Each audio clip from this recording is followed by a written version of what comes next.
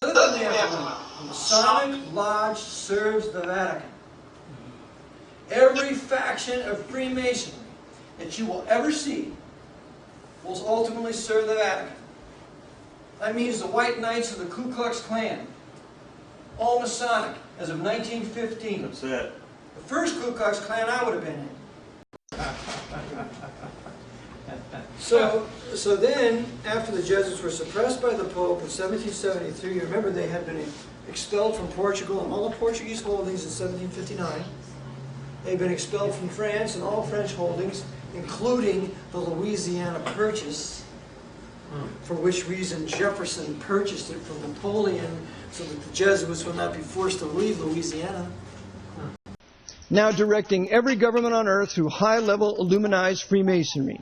Its designs and plots will be elucidated with historic, irrefutable citations spanning over 300 years. No protection because he was a Freemason. When you join that Masonic Lodge, you get a demon attached to you, and you don't have the protection of God anymore until you repudiate it publicly and seek God for forgiveness, and then He'll take away the devil from you. Now, McKinley was a Methodist, but he was a Mason. The moment you take that Masonic garb, you lose your power if you're truly a man of God. Yet while this treaty was confirmed under President John Adams, the origin of Article 11 may represent the unkindest cut of all. According to 19th century historian Moncure D. Conway, the controversial Article 11 was drafted by none other than George Washington.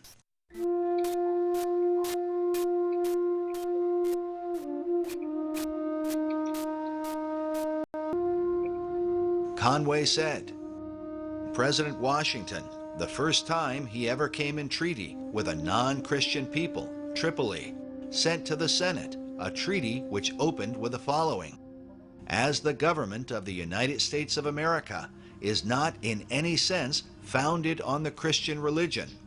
There is the statement, Conway says, from the great Washington. Tripoli was drafted toward the end of Washington's presidency and then confirmed under John Adams.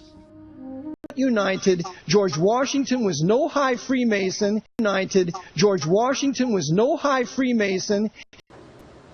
They're all corrupt, they're all thieves, and they all want us just to comply with what they want. I tell you this, the world, the Greenspans, the Kissingers, the others, they have no king but Caesar.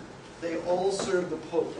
So this is why it's so very important. This is why I thank God every day for your pastor, who's King James only and refuses to incorporate. When you incorporate your church, you might as well just go commit fornication with a local prostitute down the street. It's just that bad.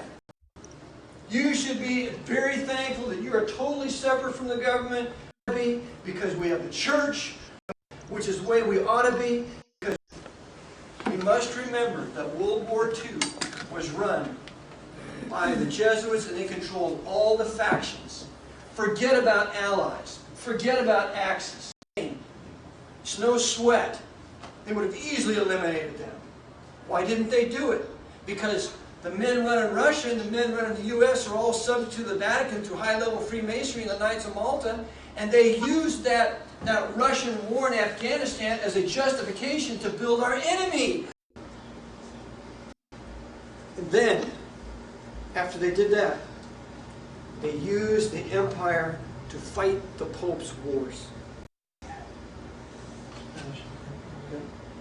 The last men who ever fought for freedom in this country were the Confederates of the South. They didn't.